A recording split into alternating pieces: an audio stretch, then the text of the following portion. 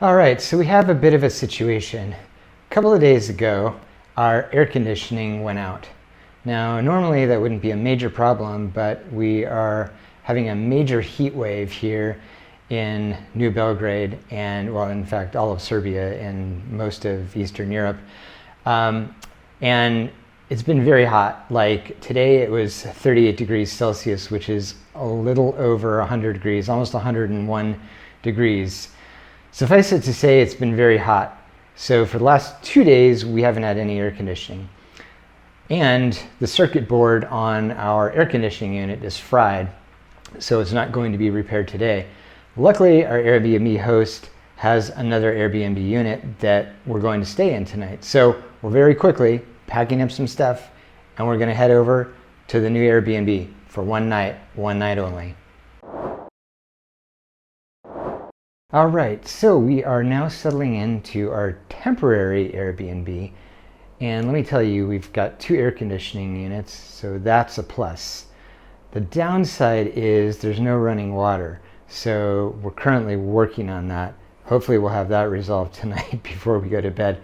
It's been an adventure today, but we're taking everything in stride, and it's kind of been interesting and fun along the way. But we're in a really cool neighborhood, which we wanted to visit, so this actually made it pretty nice for us. Convenient for going out tomorrow. And our host has been really nice. They've really tried to help kind of accommodate us, but they're just these little things that keep getting in the way. So we'll see what we can do about the water tonight. Good news, the municipality turned off the water from approximately 8 to 10 p.m. local time, but now it's back on. So now we have water and we have air conditioning. So we're in pretty good spirits now. We can probably get some good rest tonight.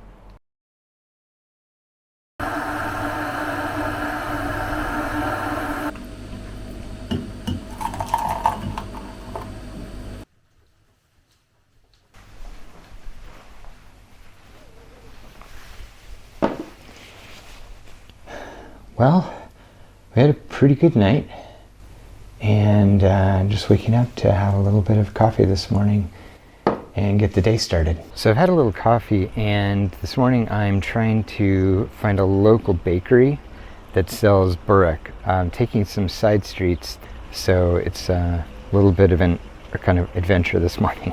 I have to say, Google Maps did a surprisingly good job of helping me navigate, and it's pretty easy to get here.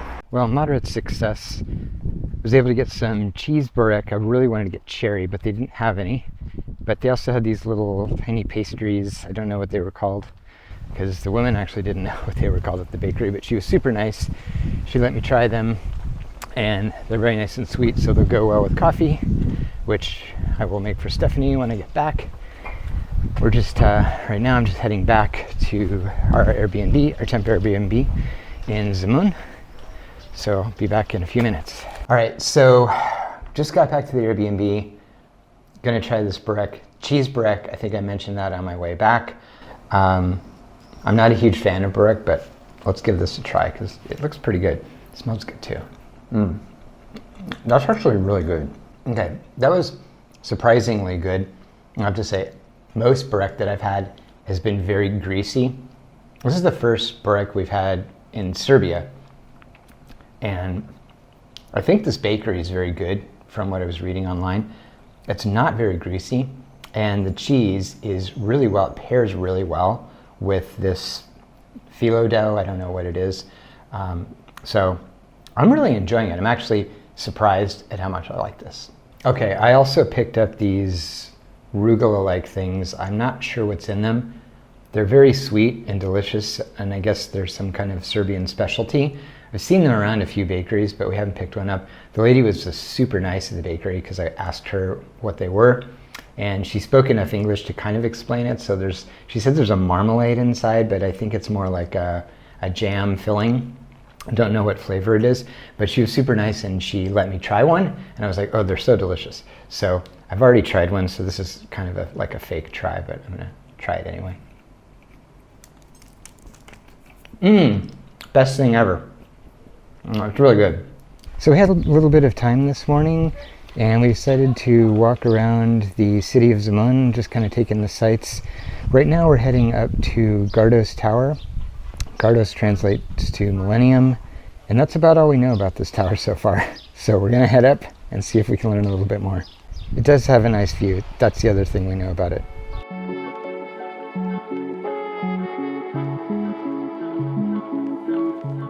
So on our way up to the tower, we visited St. Nicholas Church, which is supposedly one of the oldest, if not the oldest, church in Belgrade. Unfortunately, they do not allow any photography inside, so we didn't take any pictures or video. However, they do have some relics which we think are a fragment of hand of St. Nicholas. They also have some relics from St. Andrew.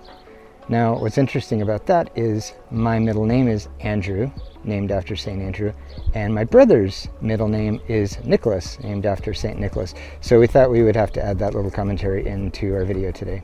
So I believe this region was under rule by the Austro-Hungarian Empire, and the tower was built as part of a celebration in 1896 of the millennium of a settlement in, I think, this region. Before the tower was built here, this area was a fortress, and you can see the remnants which have been somewhat preserved here in this courtyard area that I'm standing in.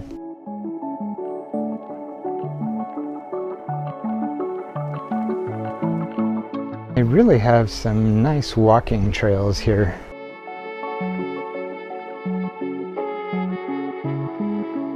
And we are back from a nice little morning walk through Zemun.